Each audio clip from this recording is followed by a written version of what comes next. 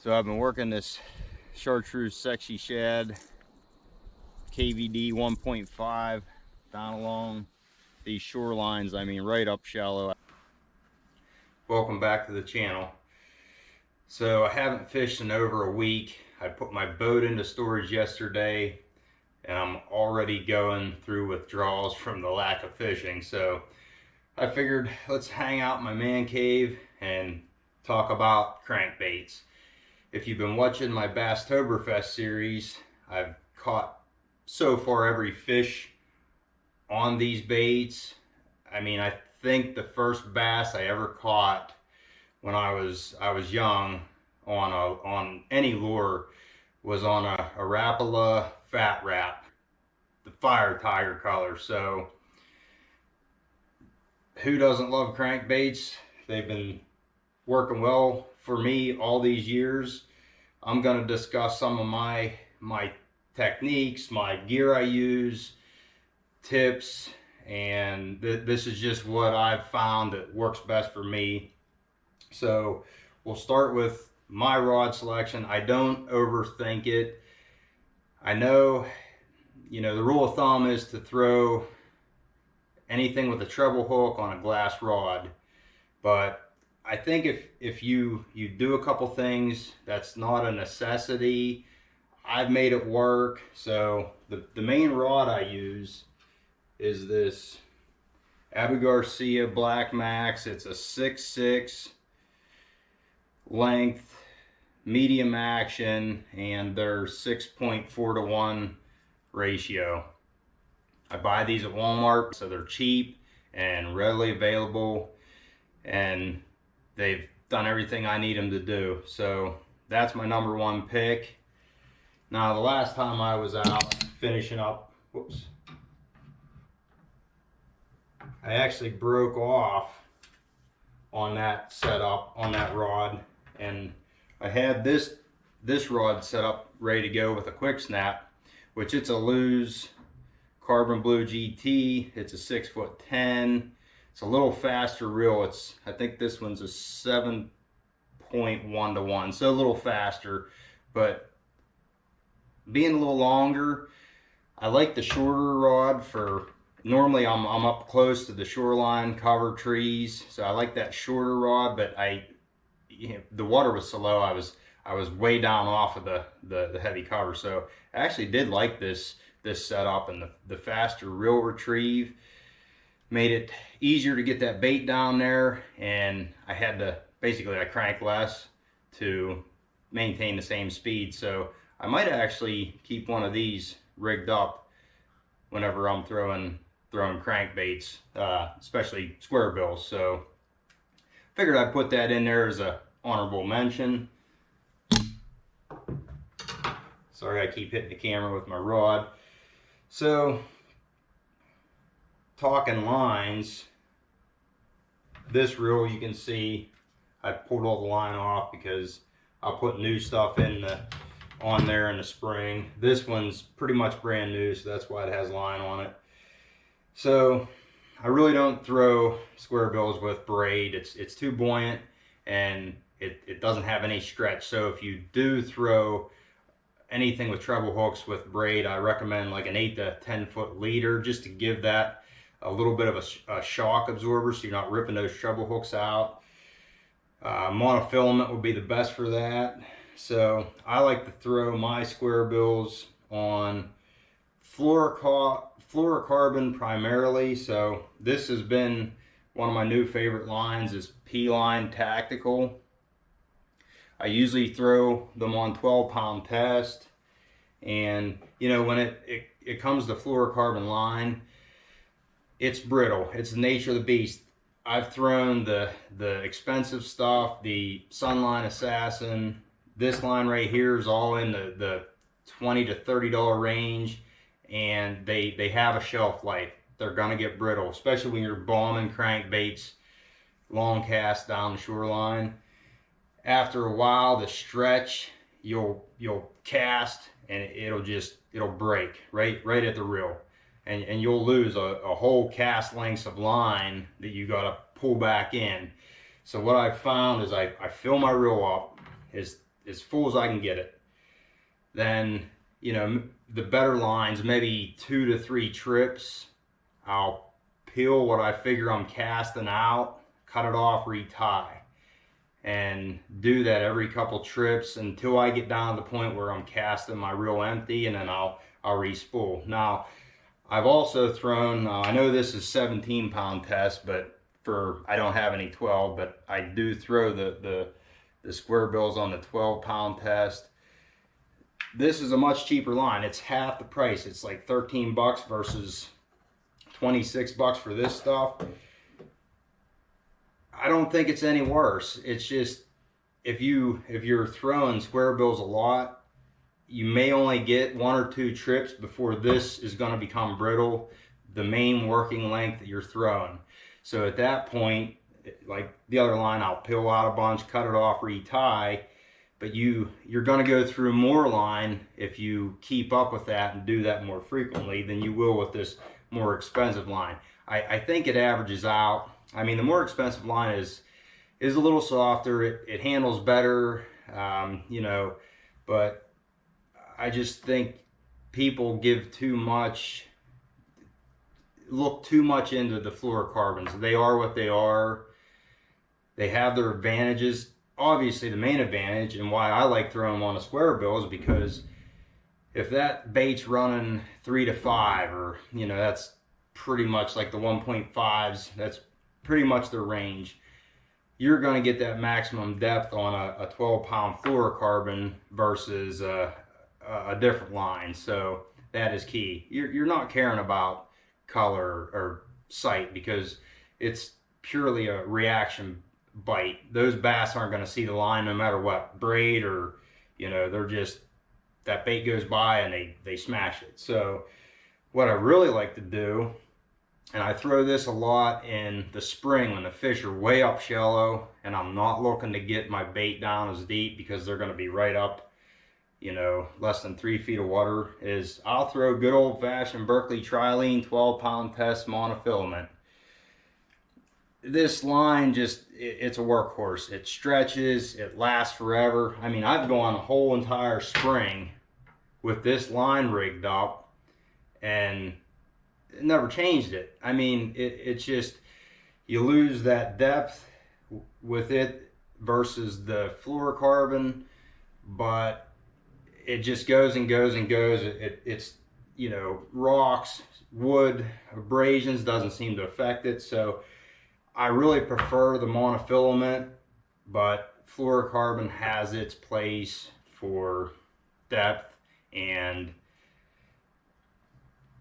I mean, other than that, getting down deeper, I mean, that's about the only advantage I'd say it has over the monofilament. So now what I do, a little trick here, is, so I remember what I'm throwing. I'll take a little zip tie. I got a white one on here.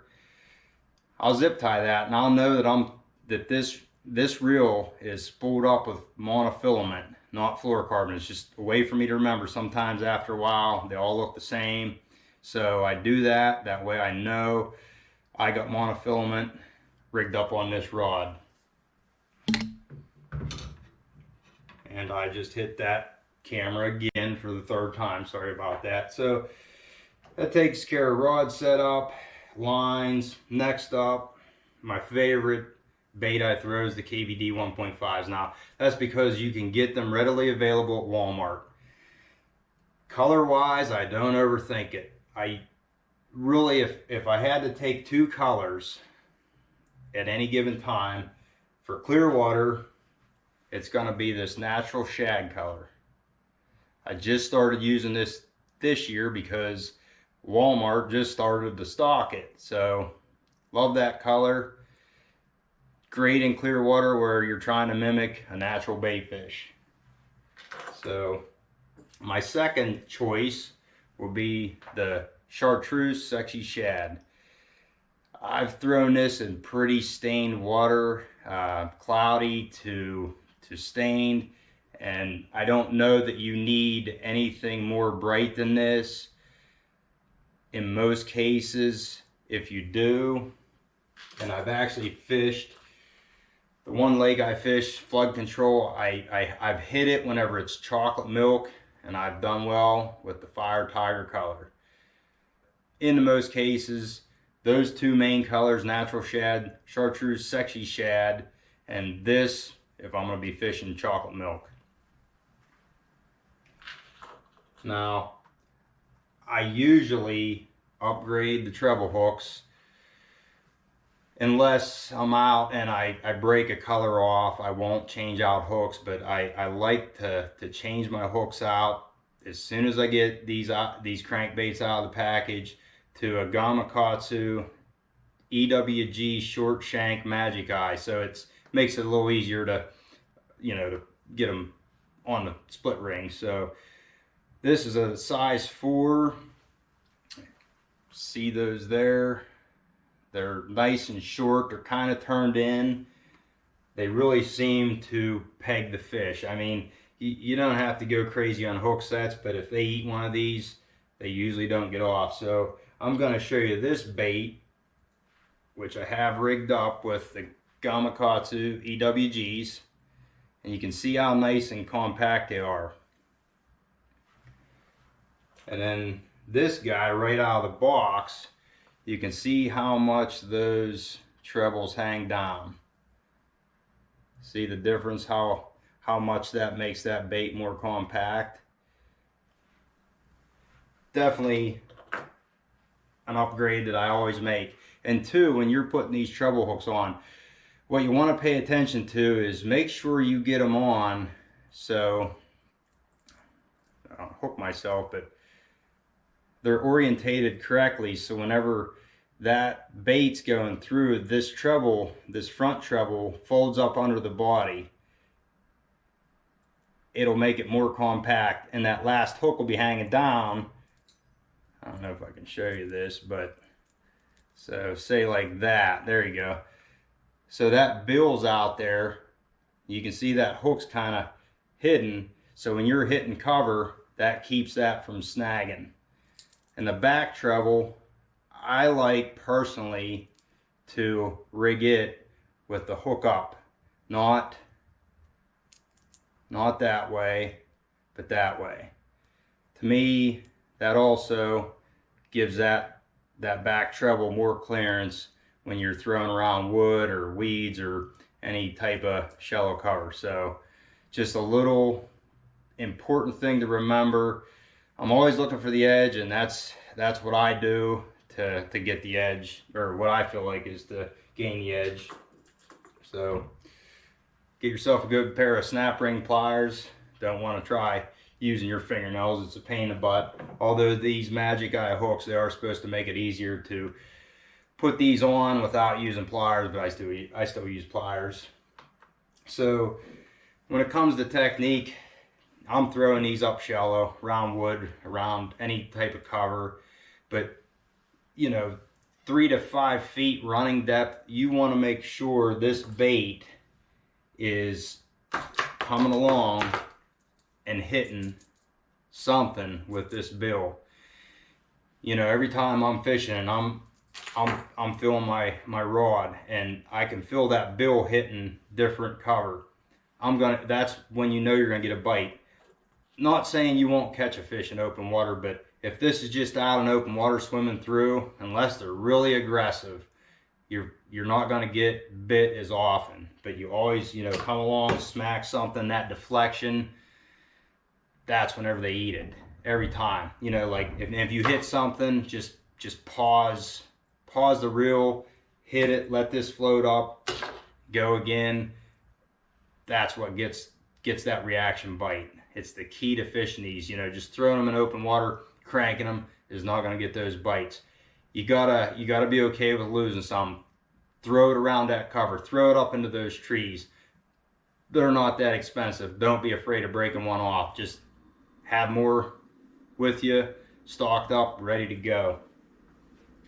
Now, if you watch my videos, you'll notice I'll cast, and I'll take my rod and I'll make a cast, and you'll see me throw that tip of that rod right down into the water, like underneath the water surface. And what I'm trying to do is bury that line underneath the water surface, so I'm getting the maximum running depth of this bait. If there's water, if there's line sitting up on top of the water, it's going to be buoyant and it's going to hold that bait up. So make your cast, and as soon as it hits, rod down into the water, start cranking. That'll let that bait get deeper in the water column. Again, if you're fishing in the spring, throwing up around shallow cover, maybe pre-spawn, you'll hit them depths relatively easy, but that helps when I'm throwing this monofilament to get me a better, get that bait diving deeper, so that's just one of my tricks. Now, as far as hook sets, I always keep my drag back way off. When they eat these, they're hooking themselves. They just need a little, these hooks are so sharp, they need a little pressure to seat them hooks. So don't be trying to rip their face off, because if you have that drag crank down and you rip their face off, you'll rip them trebles right out and lose a fish, especially with the lower stretch fluorocarbons. The monofilament, you can tighten it up. I like to tighten it up a little bit more because you do feel a little more stretch, but yet sometimes that stretch and that load to me keeps that fish pinned. Even if it jumps, that stretch keeps that fish pinned. So, that's kind of how I overcome not throwing these on a glass rod. It's worked for me. I catch fish. I do lose some, sometimes, smallmouth barrels out of water, throws the hook. Nothing you can do about it, but I love these baits. Probably catch, as far as spring and fall bass, this is my go-to. I catch most of my fish on these.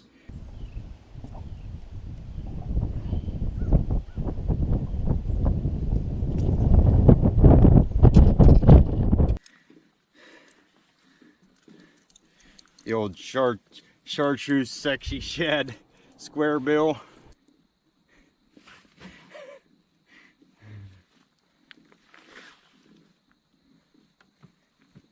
So this is my advice, my techniques, my tricks. I've spent a lot of time throwing these baits. This is what I've found works for me after all these years. Tie one on, try it out. Next spring, fish her up shallow, throw one of these Squarebills. Hope you enjoyed the video, and I'll see you later.